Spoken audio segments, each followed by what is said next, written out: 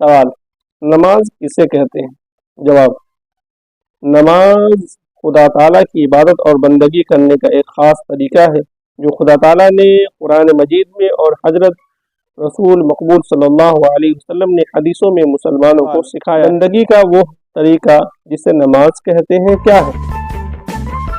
जवाब, घर में या मस्जिद में खुदा ताला के सामने हाथ बांध कर खड़े होते हैं और कुरान शरीफ पढ़ते हैं, खुदा ताला की तारीफ़ें बयान करते हैं, उसकी बुजुर्गी और ताज़ीम करते हैं, उसके सामने झुक जाते हैं और ज़मीन पर सर रख कर उसकी बड़ाई और अपनी आजिज़ी और ज़िल्लत ज़ाहिर करते हैं। मस्जिद में नमाज पढ़ने से आदमी खुदा ताला के सामने होता है या घर में?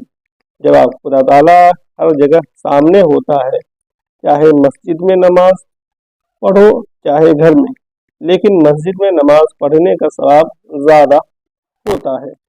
सवाल, नमाज पढ़ने से पहले हाथ, मुंह और पाँव धोते हैं, उसे क्या कहते हैं? जवाब, उसको वज़ू कहते हैं। बगैर वज़ू किए नमाज नहीं होती। नमाज में किस तरफ मुंह करके खड़ा होना चाहिए? जवाब, पश्चिम की तरफ, जिस तरफ शाम को सूरज जाकर छिप जाता है। पश्चिम की तरफ मुंह करने का क्यों हुक्म दिया गया?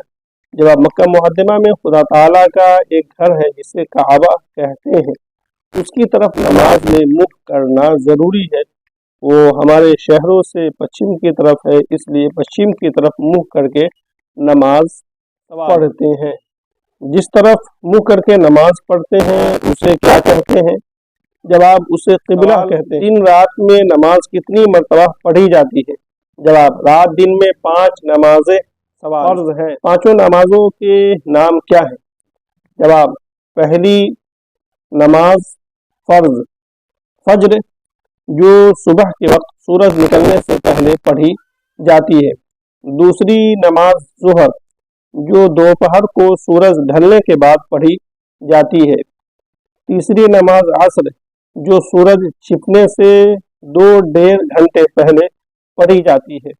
चौथी नमाज मगरिब, जो शाम को सूरज छिपने के बाद पढ़ी जाती है।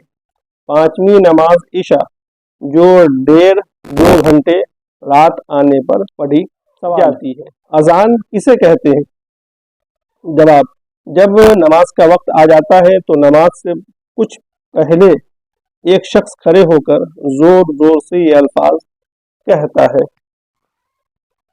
अल्लाहु अकबर अल्लाहु अकबर अल्लाहु अकबर अल्लाहु अकबर, अशहदु अल्ला इलाहा इल्लल्लाह अशहदु अल्ला इलाहा इल्लल्लाह अशहदु अन्न मुहम्मदर रसूलुल्लाह अशहदु अन्न मुहम्मदर रसूलुल्लाह, हय्य अलस सलाह हय्य अलस सलाह हय्य अलल फलाह हय्य अलल फलाह, अल्लाहु अकबर ला इलाहा इल्लल्लाह। अल्लाह सबसे बड़ा है, अल्लाह सबसे बड़ा है, अल्लाह सबसे बड़ा है, अल्लाह सबसे बड़ा है। गवाही देता हूँ मैं कि अल्लाह के सिवा कोई माबूद नहीं। गवाही देता हूँ मैं कि अल्लाह के सिवा कोई माबूद नहीं। और गवाही देता हूँ मैं कि मोहम्मद सल्लल्लाहु अलैहि वसल्लम अल्लाह के रसूल हैं। गवाही देता हूँ मैं कि मोहम्मद सल्लल्लाहु अलैहि वसल्लम अल्लाह के रसूल हैं।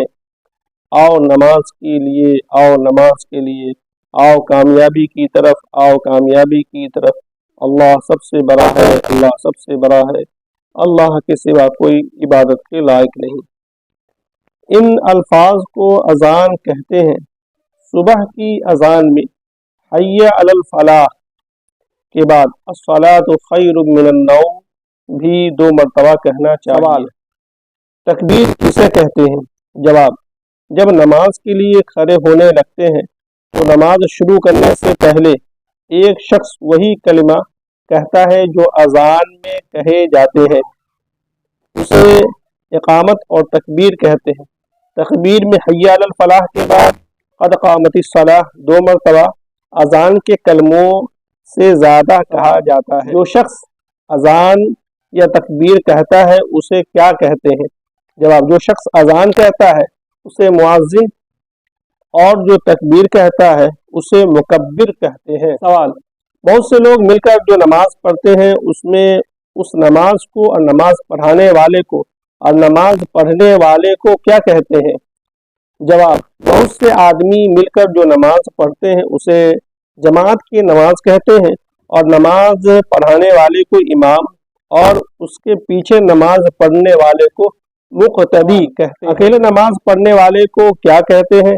جواب: اکیلے نماز پڑھنے والے کو منفرد مکان خاص نماز پڑھنے کے لیے بنایا جاتا ہے، اس میں جماعت سے نماز ہوتی ہے، اسے کیا کہتے ہیں؟